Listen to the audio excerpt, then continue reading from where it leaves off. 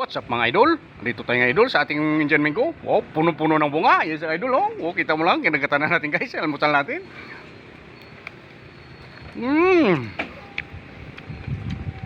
Talaga naman. Puno-puno ng bunga guys ang ating Indian mango. Ito yung sinasabi ng aking grandpa guys. Pag may itaninom ka, may aanihin ka. Ayun no. Yummy. So, punong-puno ng bunga. Guys, bumabagsak na yung sanga dahil sa bigat ng bunga. Idol, no?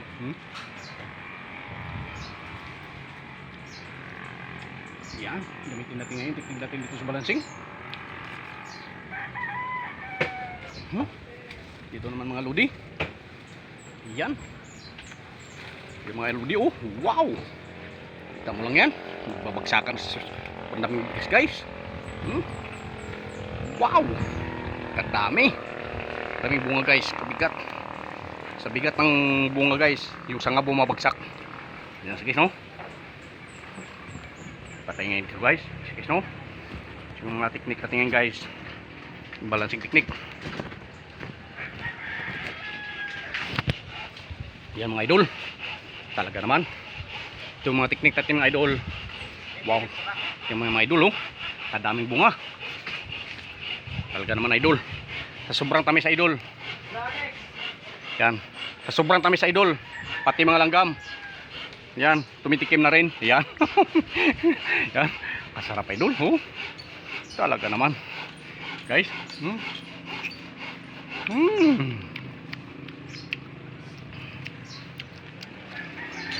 Punong-puno ng bunga yung ating Indian mango ngayon.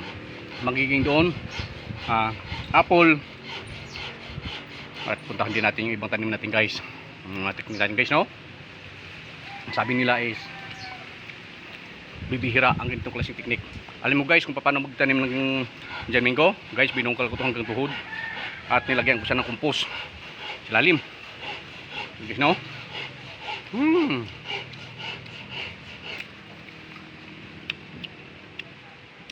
Iba guys ang tanim sa puno.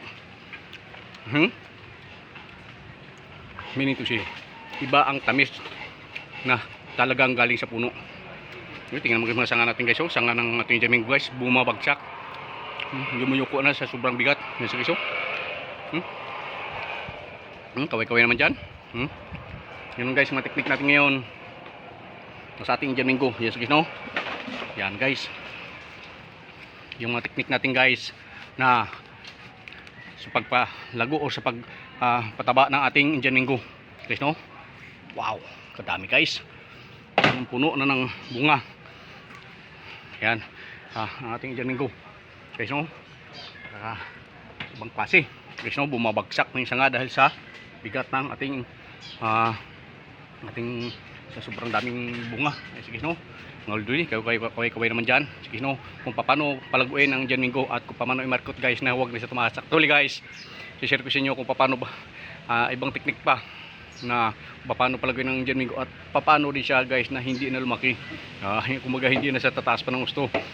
Yung mga teknik na yan sa ating susunod na sa ating videos, talakayin natin yan. Kung sa mga nais magpamarkot ng yung Indian mango o mango man, apple o kalabaw,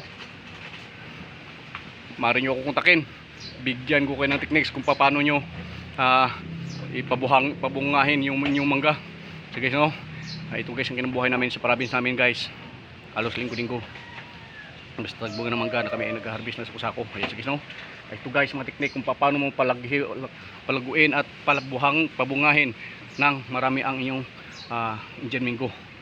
Kahit ano klaseng bunga haya sa klaseng ano klaseng mangga. Ayan so guys no, dami. Yes, no? Wow. Amazing. Kakaiba. Yes, no? Mga teknik natin ngayon. Ito guys. Is puno na yung ating timba. Marami pa rin tayong ma-harvest. Yes, no? Yes, no? Bagyan natin ng kunti yung ating mga kapitbahay. Yes, no? Matikman nila itong ating product. Yan. Please subscribe. Click the bell. So follow my Facebook and TikTok. I-share ko sa inyo guys kung anong mga techniques papalago ng Indian mango or ano pa ang klaseng mangga. Yes, no? Ayan guys no, itong ating mga techniques ngayon na ipamahagi natin into our next generations na matukla pag-aralan nila paano magpalago ng Indian Mingo. Kaway-kaway naman dyan, isang bagsak naman dyan sa mga taga Department of Agriculture, mga student natin dyan. Shout out sa inyong lahat, mga Department of Agriculture. Kaway-kaway naman dyan. Ayan, ito share ko sa inyo paano magpalago ng Indian Mingo. Ayan, sige no. Guys, tuloy ko muna to dahil almusal ko na to guys, kasama na pananghalian. Thank you so much, and ito ang ating Indian Mingo. Yun, thank you so much at sa aking pagbabalik.